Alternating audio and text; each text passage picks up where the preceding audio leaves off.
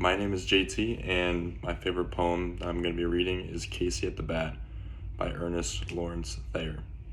A little bit of background on me for why I chose this poem. I'm a baseball player. I play on the team here at Webster, and baseball has been a big part of my life for as long as I can remember.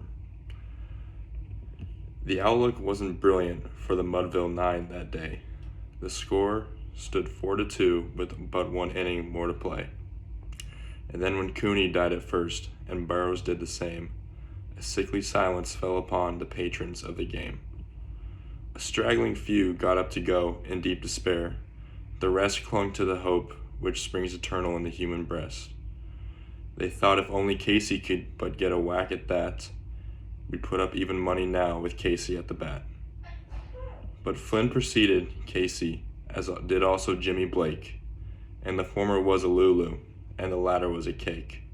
So upon that stricken multitude, grim melancholy sat, for there seemed but little chance of Casey's getting to the bat.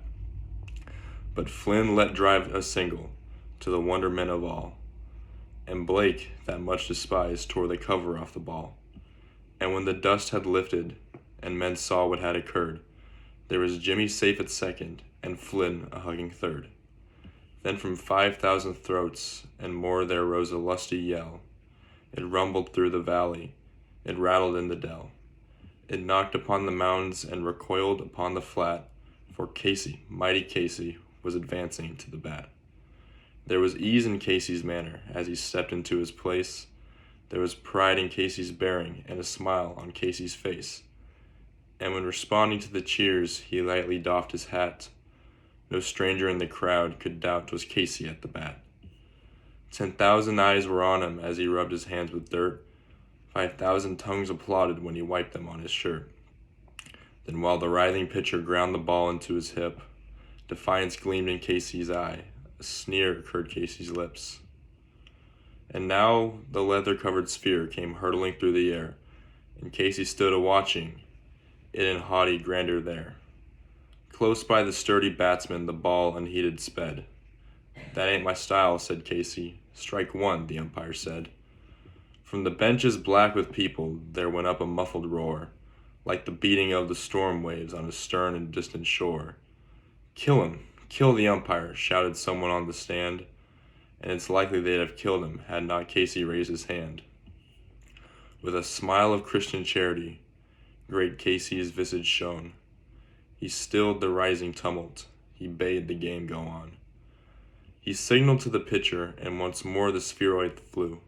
But Casey still ignored it, and the umpire said, strike two. Fraud, cried the maddened thousands, and an echo answered fraud. But one scornful look from Casey, and the audience was awed. They saw his face grow stern and cold. They saw his muscles strain. And they knew that Casey wouldn't let that ball go by again. The sneer is gone from Casey's lip, his teeth are clenched in hate. He pounds with cruel violence his bat upon the plate. And now the pitcher holds the ball, and now he lets it go. And now the air is shattered by the force of Casey's blow. Oh, somewhere in this favored land, the sun is shining bright. The band is playing somewhere, and somewhere hearts are light. And somewhere men are laughing, and somewhere children shout. But there is no joy in Mudville. Mighty Casey has struck out. One of the things about baseball at any level is that at the end of the day, there's only going to be one team that goes home happy. I think that the despair that most teams end up facing is shown very well in this poem. It's something that I've experienced many times, hopefully not too many more times, but it's an important part of the game and one of the reasons I love this poem.